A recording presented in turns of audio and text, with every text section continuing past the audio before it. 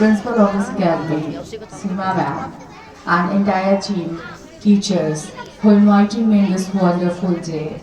And I would highly congratulate all the bachas for the awesome performances as well as her and his confidence.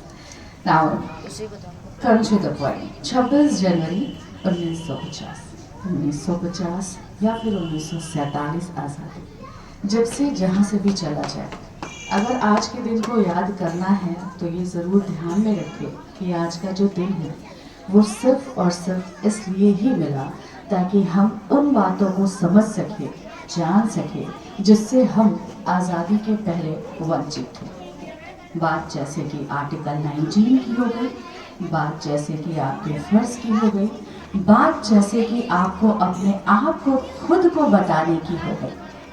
संविधान का दिन, संविधान एक ऐसा शस्त्र जो हम सबको बताता है, और वो लाइन जिसने बड़े ही आराम और इत्मीनान से शब्दों को उकेर कर रख दिया है, अखंडता, एकता और धर्मनिरपेक्षता।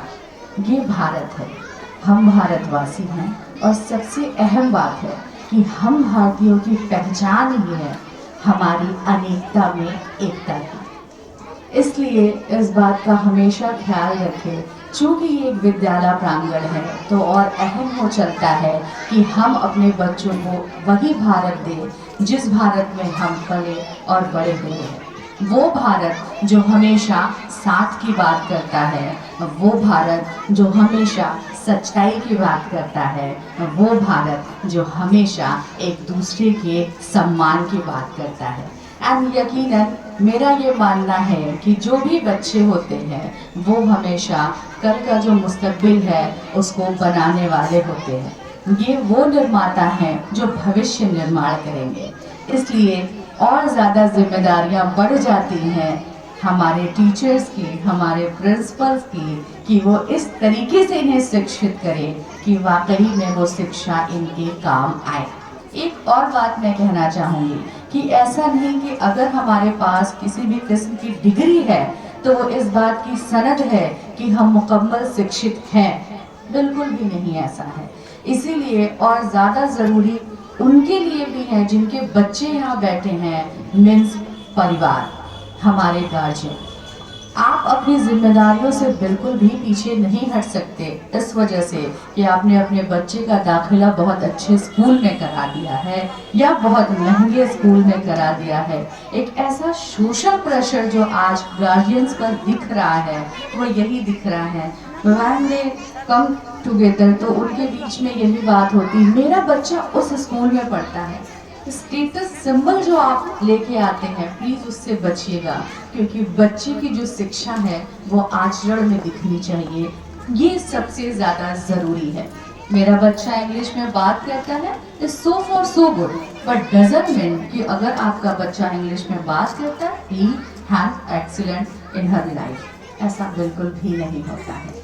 इसीलिए भाषा जो होती है वो आपको कहीं ना कहीं इन्हेंस करती है, वो आपका जो व्यक्तित्व है उसको निखारती है, विश्व पटल पर आपको एक अलग पहचान दिलाती है। आई एडमिट इट, बट उसके पहले जो चीज़ें ज़रूरी है वो होता है हमारा आचरण। इसीलिए स्कूल का जिस तरीके से दायित्व है एक अच्छी शिक्षा, एक क्वालिटी वाली शिक्षा देना, वैसी यहाँ बैठे माँ बाप की जिम्मेदारी है अपने बच्चों के आचरण पर काम करना।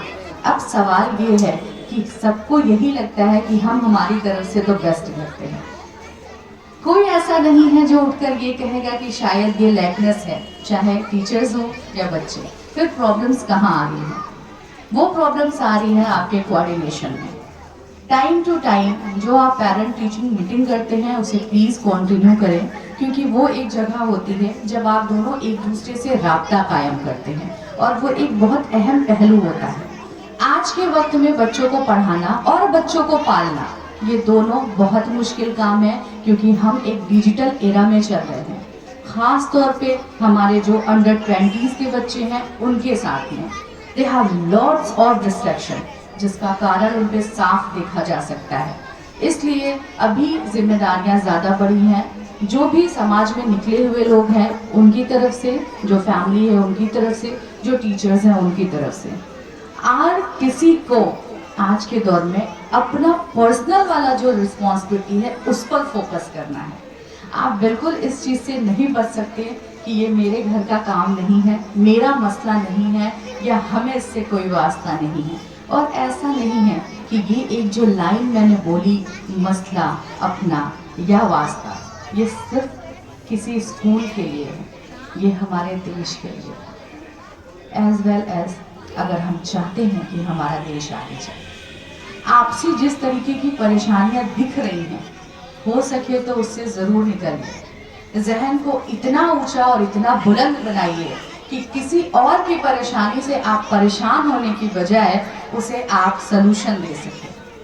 सबसे ज़्यादा ज़रूरी चीज़ आज के दौर में ये है, हमारी एकता ही हमारी पहचान है। ठीक वैसे जैसे एक घर में एक बुजुर्ग होता है, 4 बच्चे होते हैं, अगर वो चारों आपस में लड़े तो यकीन जानिए मोहल्ले वाला नेक्स्ट जनरेशन तक कब्जा करके ही मानेगा, किसी के हाथ में कुछ नहीं रहेगा। आपसी मतभेद जरूर हो सकते, मैं हमेशा से मानती हूँ, लेकिन बावजूद उसके उस पर बैठना, बात करना और समाधान निकालना, ये होता है एक अच्छे परिवार का कहीं ना कहीं आगे आने का कारण। और विश्व पटल पर भारत हमेशा से था, है और रहेगा।